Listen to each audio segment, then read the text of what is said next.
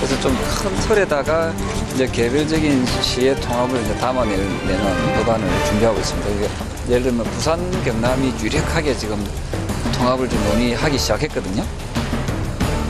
최근에 서울을 늘려나가겠다는 아주 상당무계한 표풀림팀적인 주장이 우리 국민들의 걱정거리를 늘리고 있습니다.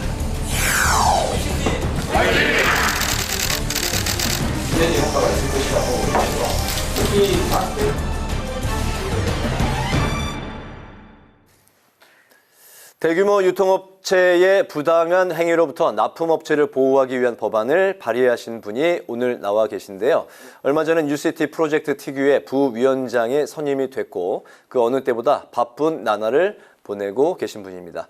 송석준 국민의힘 의원을 모시고 현안과 법안에 대한 이야기를 나눠보겠습니다. 의원님 반갑습니다. 어서 오십시오. 안녕하세요. 예, 안녕하세요. 네, 지난 6일에 UCT 프로젝트 특별위원회 부위원장에 이제 선임이 되셨는데요. 예. 국민의힘 입장은 김포 외에도 구리, 하남 등 이제 서울로 편입하는 특별법을 이제 추진한다는 입장을 밝혔는데 부산 경남을 통합하는 그런 논의도 현재 이제 검토하고 있는 걸로 전해지고 있습니다. 굉장히 큰 그 초대형 프로젝트인데 이 프로젝트를 추진하는 목적 그리고 이제 현재 구체적으로 이 진행이 어디까지 와 있는지 먼저 좀 들어볼 수 있을까요? 예, 그동안에 우리 대한민국에는 도시 발전이 급속하게 진전돼 왔었죠. 네. 예, 그리고 특히 이제 주요 대도시를 중심으로 또 도시에 많은 또 변화도 왔었고요. 네. 예, 특히 우리 수도권은 이제 서울을 이제 정점으로 해서 인천시, 경기도가 같이 유기적인 서로 상호작용을 하면서 많은 도시의 변화가 왔습니다. 네. 예, 그러면서 이제 또 서울시가 그동안에 이제 도시가 커지면서 주변 지역을 좀 확장해 왔지 않습니까? 네. 예, 그래서 이제 지금의 경기도와 서울시, 인천시의 행정구역의 경계를 이루고 있는데 그럼에도 불구하고 이제는 또 새로운 그 도시의 여러 가지 이제 통신, 교통의 이제 발달, 또 생활권의 여러 가지 변화가 이제는 또 기존의 행정구역 체계로는 좀 뭔가 한계가 있다. 뭔가 도시의 서로 유기적인 그 발전, 또 서로 기능의 원활한 작동을 위해서는 뭔가 새로운 이제 구역 개편의 필요성도 있다. 그래서 그 단적으로 이번에 김포시에서 주민들이 이렇게 서울시에 편입하는 것을 선호하는 그 여론이 이제 높아졌다는 거. 거기서 이제 촉발이 됐죠. 예, 그렇지만 이제 그것이 단순히 김포시만의 문제가 아니고 수도권 서울을 주변으로 둘러싸이는 다른 도시와의 또 서로 원활한 또 주민들의 삶의 질을 좀 개선한다든가 또는 또 수도권 지역의 또 경쟁력 강화라든가 이런 측면에서 이제 이렇게 논의가 좀 더 본격화되고 있고요. 또 이것이 이제 우리 수도권만의 문제가 아니라 부산, 경남이 이제 구체적 논의가 되고 있지만 예를 들면 또 광주, 또 전남권도 또 이제 도시의 어떤 또 유기적인 또 통합을 통한 그 발전, 또 도시민들의 또 삶의 질의 향상, 또 각 지역의 경쟁력 강화 이런 측면에서 지금 이제 단순히 수도권만의 문제가 아니라 전국적인 저 이슈가 되고 있죠. 예. 그래서 네. 거기에 따라서 많은 또 요구도 있고 또 우리가 그거에 대해서 지금 이제 현재 김포에 관한 그 법은 이미 16일 날 이제 발의가 됐지만 이제 이거는 이제 시작이고요. 이제 다양한 논의를 통해서 뭔가 이제 시대 변화를 담는 이제 또 행정구역 개편 또는 이제 한번 도시구조의 재편이 다양한 방식으로 이제 계속 이제 이루어지게 될 겁니다. 네. 네, 이제 예산 얘기를 좀 해볼까 하는데 민주당이 그 내년도 예산 심사에서 윤석열 정부가 추진하는 원자력 발전 예산 1,800억 원을 전액 삭감을 했습니다. 대신 문재인 정부가 추진한 태양광 등 신재생 에너지와 또 취약계층 에너지 지원 예산을 대폭 밀리게 됐는데요. 여당은 이에 반대해서 회의에 불참을 했고 민주당은 단독 처리를 했습니다. 자, 이번 사태에 대한 입장은 무엇이고 해결 방안은 좀 어떻게 생각하시는지요? 예, 정말 좀 안타깝습니다. 이게 21대 국회가 이제는 얼마 안 남았는데 예, 그야말로 절대 다수를 차지하고 있는 민주당이 정말 그동안 국민적으로 이렇게 공감 가지 않는 여러 가지 소위 악법이라고 하는 것들을 통과시켜서 지금 또 국회를 긴장시키고 있는데, 또 예산 또 처리 과정에서도 이미 벌써 우리 탈원전의 문제, 또 에너지 정책이라는 것은 국가의 국민 민생과 직결되고 또 산업의 경쟁력과 직결되는 굉장히 중요한 정책입니다. 네. 그런데 그 탈원전 정책과 또 신재생 에너지 중심의 그런 정책 전환이, 에너지 정책 전환이 지난 문재인 정부 5년간 이루어졌지 않습니까? 네. 그 결과 뭐 우리 에너지 그 산업에 상당히 문제가 심각하고, 특히 우리가 세계적인 경쟁력을 갖고 있는 원전 산업 분야에 급속한 이런 이렇게 후퇴, 또 이렇게 여러 가지가 이제 그 인력의 또 여러 가지 유출 감소, 이런 심각한 이제 위기 상황을 맞았는데, 그것이 결국은 최근에 우리 에너지 문제로 이어지고, 그래서 이제 뭔가 이제 윤석열 정부의 탄생 배경에도 윤석열 정부, 지난 정부 문재인 정부의 잘못된 탈원전, 신재생 에너지를 또 중심의 그 정책이 현실적으로 상당히 애로가 많다는 거를 알고서 그것이 결국 이제 이번 정권 교체에도 하나의 영향을 줬지 않습니까? 그래서 이제 윤석열 정부는 이제 제대로 된 현실적으로 가장 우리 대한민국의 경쟁력이 있는 이제 원전 체계 생태계를 다시 한번 복원을 하고, 네. 또 우리의 경쟁력을 좀 더 안전성도 높이고 또 성능도 높인 원전 산업의 발전을 위해서 여러 가지 이번에 예산을 반영을 했는데, 그것들이 지금 소위 절대 다수의 어떤 소위 이 폭거에 의해서 사실은 그게 제대로 반영이 안 되고, 예, 그리고 오히려 이미 이제 상당히 한계가 있다는 것으로 판명된 신재생 에너지 중심의 예산이 대폭 반영됐다는 거죠. 예, 이것이 이제 사실 이게 정권이 교체가 됐지만, 이게 우리 국회 내에서 수적 열세 속에서 우리 윤석열 정부가 편성한 정부 예산안이 이렇게 왜곡되고, 예, 뒤집히는 이런 참 굉장히 황당한 일이 벌어졌습니다. 네. 그래서 저도 이제 예결위 소위위원이지만, 그래서 예결위에서 이미 각 상임위에서 이제 좀 왜곡된 그 예산안에 대해서는 다시 이제 여야가 다시 잘 또 머리를 맞대고 서로 정말 이런 어떤 정쟁 이런 관점을 벗어나서 이제 국가의 미래와 또 국민의 민생을 회복한다는 그런 관점에서 다시 이거를 잘 또 협의해서 다듬어야죠. 그래서 네. 이제 전액 삭감 부분이 왜곡된 건 또 협의에- 바로 잡고, 예.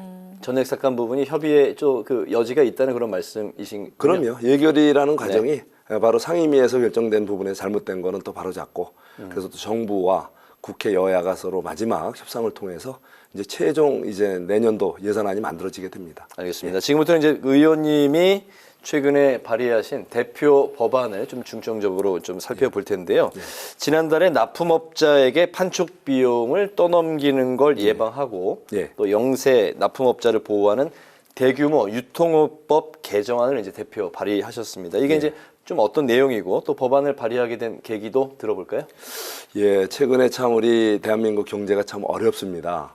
예, 특히 이제 이렇게 고금리, 예, 고물가, 고환율 기조 속에서 이제 수요도 줄고, 예, 그리고 또 여러 가지 기업들이 생산한 게 또 이렇게 그 재고도 많이 누적되고, 또 고물가 속에서 또 서민들의 이런 또 이렇게 좀 부담도 이제 커져 있는 상황인데요. 네. 예, 그래서 이렇게 지금 꽉 막힌 이런 경제 속에서도 뭔가 새로운 활로를 이제 찾는 방법 중에 하나가 좀 현실에 맞지 않는 규제를 과감하게 풀어서 뭔가 꽉 막힌 경제에 새로운 활력을 한번 도매보자. 그러면 의미에서 이제 예를 들면 이제 이 유통업 하는 분들이 이제 판촉 행사를 하지 않습니까? 네. 예, 그동안에 이제 판촉 행사비를 납품업체에게 과도하게 부담시키는 불공정 행위를 막기 위해서 사실은 그 납품업체가 50% 이상 부담하지 못하게 하는 그런 규제가 있었습니다. 예, 그 규제를 이번에 좀 과감하게 풀어서 서로가 합의해서 자발적으로 그리고 차별적으로 납품업체가 스스로 품목을 정하고 또 할인 그런 그 범위와 규모를 스스로 이렇게 선택할 수 있는 기회를 주어서 서로 이제 유통업자와 같이 합의하에 그 50% 제한을 벗어나서도 네. 본인 부담으로 판촉 행사를 같이 참여해서 결국은 이제 그동안의 재고도 소진하고 또 이렇게 또 뭔가 서로 유통의 활력을 가져옴으로 해서 소비자들의 또 이익도 높여줄 수 있는 그런 방법을 이번에 이 법을 개정을 통해서 하고자 하는 겁니다. 그래서 네. 이제 불공정 행위를 막기 위해서 예를 들면 과징금 상한을 5억에서 10억으로 올려서 정말 잘못된 이런 그 부당 행위나 또는 불공정 행위에 대해서는 또 좀 추가로 좀 징벌적 또 이렇게 손해배상도 청구할 수 있게 3배로 그런 근거 규정도 만들고 또 이렇게 과징금 상한도 올려서 불공정 행위를 막는 안전장치를 전제로 해서 이번에 이제 그 규제를 푸는 안을 이번에 한번 법안으로 발의해봤습니다. 네. 네, 이 내용이 그 백화점이나 마트에 적용될 수 있는 그런 사례잖아요. 그럼요. 네, 요거 좀 더 들어가 보면은 공정거래위원회가 대규모 유통업체가 납품업체와 함께 그 판촉 행사를 할 경우에 유통업자가 판촉 비용의 50% 이상을 부담하게 되는 기존 규정을 완화하는 방안을 마련을 했습니다. 그렇죠. 자, 이를 통해서 행사가 좀 활성화가 되면요, 예. 부작용이 생길 수 있을 거란 생각이 드는데 어떻습니까? 그래서 이제 아까 말씀드린 대로 이렇게 규제를 풀면은 현실에 맞지 않게 과도하게 납품업체에게 유통업자가 이제 부담을 일방적으로 불공정하게 부담을 전가하는 경우가 이제 있을 수 있지 않습니까? 네. 그래서 그런 경우에는 이번에 과징금 상한을 이렇게 대폭 2배로 늘리고 또 필요에 따라서는 경우에 따라서는 이 불법 행위 또는 이 불공정 행위에 대해서는 3배의 이런 징벌적 손해배상도 청구할 수 있는 그런 근거 규정도 마련한 겁니다. 만약에 판촉 비용이 뭐 1,000원이다 하면 유통업자가 이제 납품업자에게 500원 이상의 부담을 떠넘기는 걸 이제 앞으로 이제 방지하겠다. 더 이제 그 규제를 50% 이상을 유통업자가 하던 것을 네. 그 이하로 완화해서 네. 소위 이제 자발적으로 네. 납품업체가 내가 더 50% 이상을 부담하겠다. 심지어 네. 100%를 내가 부담하겠다. 대신 내가 재고 소진하고 또 이번에 좀 활로를 좀 트기 네. 위해서 이번에 내가 주도적으로 이 판촉 행사를 할 테니 같이 이렇게 유통업체가 같이 협조해달라. 이렇게 합의가 되고 네. 또 자발적으로 하게 될 경우에는 그 규제를 좀 푼다는 거죠. 근데 기존 그 좀 과정에서 패러다임을 좀 바꾸는 그렇죠. 네네 예. 그런 거군요. 알겠습니다. 그러면 소비자도 이익이고. 예. 하지만 이제 한간에서의 이제 그 여러 그 동안의 기존 관료를 봤을 때는 유통업자가 이제 예. 판촉 행사를 이제 임의로 이제 벌였고 예. 거기에 대해서 비용을 납품업자에게 전가할 경우 그렇죠. 사실 뭐 좀 가불관계로 이제 이루어지는 맞습니다. 경우가 많기 때문에 예. 납품업자가 이제 좀 거절하기 좀 어려운 상황이 실제 현장에서 많이 벌어졌는데 예. 이런 그 갈등 현상을 좀 최소한으로 줄이고 그런 이제 논쟁을 줄이기 위해서 좀 추가로 좀 어떤 보완책이 좀 있을까요? 예, 그런데 이제 현실을 보면은 그게 이제 그 규제가 최근같이 이렇게 이제 이 굉장히 경제가 위축이 되고 그러니까 아예 판촉 행사 자체가 그냥 네. 대규모로 이제 취소가 되고 위축이 돼서 네. 결과적으로는 이제 납품업체의 어떤 그 시장이 그 이제 줄어드는 다시 말해서 재고 소진되고 이렇게 뭔가를 이렇게 새로운 판매를 촉진하는 그런 길이 막혀진다는 겁니다. 네. 예, 왜냐하면 이제 또 이 유통업체들은 그런 제한 때문에 결국은 하려다 보면은 납품업체가 자발적으로 참여하고 싶어도 본인이 별로 이렇게 남는 게 없는데 안 하거든요. 네. 근데 이제 이 납품업체는 다양한 이제 이런 그 제품을 갖고 있기 때문에 그 판촉 행사를 할 수 있는 제품이 충분히 재고로 쌓여 있을 때는 빨리 그거를 소진을 어떤 식으로든 하는 것이 필요하고 또 소비자들 입장에서는 또 장이 열리기 때문에 보다 싸게 좋은 물품을 구매할 수 있는 기회가 열리고 소비자 이익이 증가하고 또 이런 제조업체라든가 또 납품업체들 입장에서는 또 이렇게 새로운 이제 활력 또 판매 이런 창고를 이제 이렇게 많이 만들 수 있다는 거죠. 네, 네. 의원님 생애를 쭉 돌아보면은 그 이천과는 뗄래야 뗄 수 없는 그런 관계인 것 같은데 고향이시고요. 또 학창 시절 보내셨고 국토부를 거쳐서 또 행정고시 합격 후에 국토부를 거쳐서 다시 이천으로 오셨잖아요. 예. 또 이천에서 20대, 21대 국회의원 지내셨는데 이천에 대한 좀 마음이 남다르실 것 같습니다. 관련한 얘기 좀 들어보도록 하고요. 5개월 앞으로 다가온 총선에 대한 계획도 좀 들어보도록 하겠습니다. 예, 저는 이천에서 이제 대대로 내려온 집안 후손이고요. 또 이천에서 낳고 저는 또 단순히 그냥 이렇게 살아온 정도가 아니라 제가 또 이천에서 가장 오지 마을에서 제가 어릴 때 중학교 1학년 초에 아버님을 여의고 어머님 모시고 어쩌면 소년 가장 농군이랄까요? 그래서 동생들 데리고 농사를 4년을 제가 꼬박 진 경험이 그러셨어요? 있습니다. 네. 그래서 제가 고등학교를 도예지로 못 나오고 읍내로도 못 갔죠. 그래 시골에 이제 명급에 있는 상과, 보통과 한 반씩 있는 종합고등학교에 네. 제가 보통과를 다닌 기억이 있습니다. 제가 고등학교 2학년까지. 그래서 제가 4년간을 농사를 이렇게 직접 영농 계획을 짜고 어머니랑 같이 실제 그렇게 농사를 그 당시엔 기계가 없어서 손으로 다 이렇게 농사를 졌거든요. 네. 그래서 이제 심고 가꾸고 베고 말리고 수확하는 그거 4년을 하면서 많은 걸 배웠고 또 고향에 대한 또 애정 그 사계절의 이런 특히 농사를 하면서 느끼는 고향의 그런 애정은 뭐 남다르죠. 예.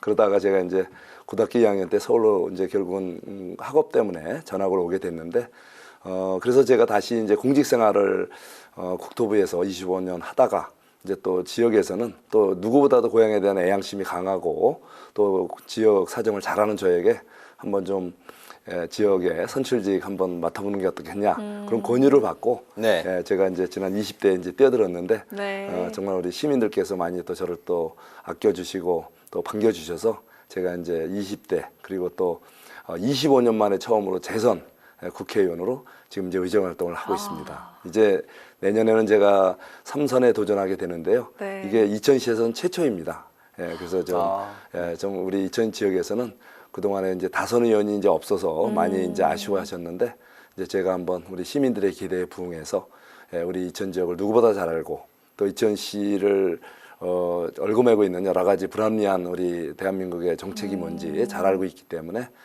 그래서 그 수도권의 그 역차별 문제 네. 이런 것들을 여러 가지 규제 개혁이라든가 또는 기반 시설 이런 적절한 이제 유치를 이제 제가 3선 의원이 된다면 그걸 많이 또 적절히 해낼 수 있기 때문에 지금 이제 지역에서도 많이 또 기대해 주시고 계시고 저도 그러한 점에서 또 준비를 또 열심히 하고 있습니다. 알겠습니다. 이천하면은 쌀, 뭐 또 도자기 예. 그리고 이제 힘 있는 장사들이 뭐 씨름계에서도 많이 나왔잖아요. 그때 하시네요. 의원님 뵐 때마다 예. 좀 기골이 장대하시고 그래 에너지가 좀 많이 느껴진다는 그 생각이 고맙습니다. 듭니다. 국회 라이브 6 이제 파워 인터뷰 마칠 시간이 됐는데요. 지금까지 송석준 국민의힘 의원과 함께 뉴시티 프로젝트의 진행 상황과 또 납품업자를 보호하기 위한 방안에 대해서 자세히 알아봤습니다.